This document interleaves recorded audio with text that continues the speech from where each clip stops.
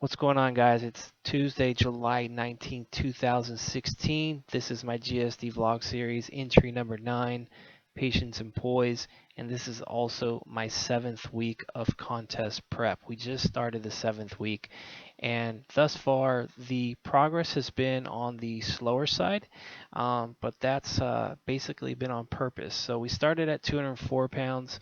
We're now down to 199 pounds, and I've been holding, the 199s for about 8 days now. And basically, the progress thus far has been on the same protocol since the get-go. I've been running 5 low days, right around 50 fat, 300 carbs, 200 protein. I've been having 2 high days a week, back to back. Anywhere between 50 to 60 fat, 350 to 400 carbs, and then 200 protein. I've been running about 2 to 3 cardio sessions as of last week, and been getting, anywhere between 30 to 60-minute walks outdoors. I love getting cardio outdoors, especially this time of year.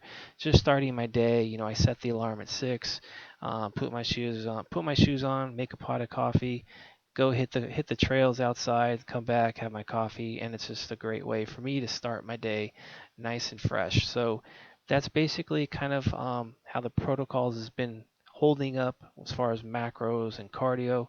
But getting into the progress of it being on the slower side and the reasons why I kind of want to do that. And I know for some, that would lead to a little bit of insecurity, maybe some anxiousness, just because seeing only 5 pounds lost in 7 weeks, 6 weeks, and then really seeing the scale kind of being stuck at 199 for 8 days. I'm sure some people's nerves would be like, oh man, I'm not progressing, I need to really ramp this up and get after it a bit more. And a lot of times you have to remember that when we get anxious like that, it can make us a little bit pessimistic, and if we're pessimistic, then that can lead to some irrational decision making. We can get really premature, or we can get overly assertive with adjustments. So it's really important for me, to have patience and to trust in my process. And whenever I really get stuck, if I'm not seeing progress maybe over a 2 to 3 week stretch, then I might use slight digs. I might use prep deloads, where I kind of take a little break, where I add food, decrease cardio, give myself a little bit of a break, and then get back into some digging. Or I might use a combination of both of those types of approaches. But when I look back at 2009, I competed at 160 pounds. I did pretty good, won a couple pro cards in that prep. But, looking back in hindsight, when I look at, 2014 and how that approach was, I was just way too assertive in 2009, and I really let the scale, dictate my decision making instead of, really focusing in on the more important factors of a prep, and that is making sure my training performance is good, that my recovery is good, and just looking at my overall stress levels, both in and out of the gym. If I'm overly stressed, it's sometimes it could be, let's say I'm overworked, working a lot of hours, or I have some things going on at home that really is taking a lot of my attention, and it's really raising stress levels. That's not the ideal situation to really kind of take food away or add in cardio. So really paid more attention to those factors in 2014, and I think the photos kind of speak volumes as to the approach that really kind of helps with muscle retention. So looking at 2017, this prep now, I want to be even more patient than I was in 2014, and even making the pace a little bit slower. And the pace for 2014 was a 50-week prep, averaged about 0.68 pounds of fat loss per week. I would like to see that even lower this prep. So in a nutshell, the game plan is to try to diet for about 4 weeks at a time. So diet for 4 weeks, get about anywhere between 3 to 4 pounds, maybe 5 pounds at most of fat loss, and then take the next 4 weeks and try to maintain that body weight at that point. And then once I get that 4 weeks, where I'm, recovering at maintenance, hopefully getting lifts up to speed again, because we want to drive performance up, because performance, either we drive it up or we maintain it, because that's what's going to, really facilitate, the physique that we're trying to put on a stage. So basically, it's kind of in a nutshell, diet for 4 weeks, maintenance for 4 weeks, and then rinse and repeat. And of course, at any point, if I need to alter that game plan, then I'll definitely do it, with the smartest approach possible. So that's kind of in a nutshell what the game plan is. And, that's why I'm pretty, at the moment, pretty happy with just holding my weight at 199. And if it happens to trickle down, in the next week or two, I wouldn't be opposed to that. So right now I'm kind of in, the middle of a kind of a maintaining type month. Um, so that's kind of how the prep has been kind of going in the game plan. So in regards to training, I did have to make an adjustment to my training this week. I actually put a new game plan in place. Up until this point, I was basically doing split shifts to try to see if I could get more volume in, just because my wife trains with me. And with the family dynamic, it was hard to get a good amount of work in just one training session, because she does train with me in the afternoon. So I was getting morning sessions in.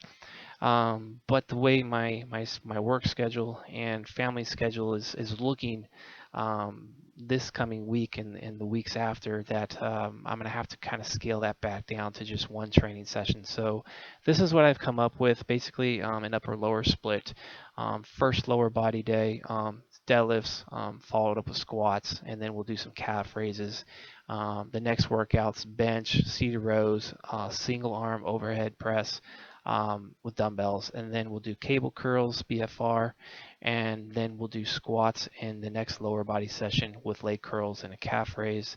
And then the last upper body session is starting with single arm overhead press, a close grip pull down, and then a press down BFR, and then pec deck.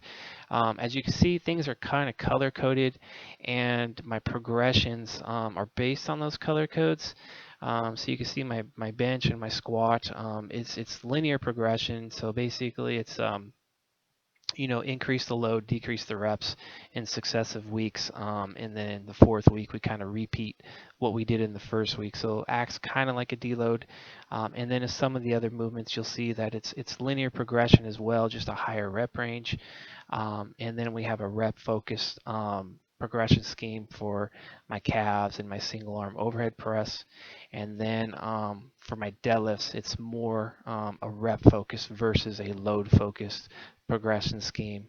And then I have a little bit of a progression scheme there for my BFR for my arm work. So basically these progression schemes, it's not really based off of too much science or anything like that. This is based off of kind of experience and what works well for me and what I can do efficiently and effectively. So like my deadlifts, I really don't want to put too much risk of getting injured. So I really don't want to try to increase load too much just to stay on the safe side.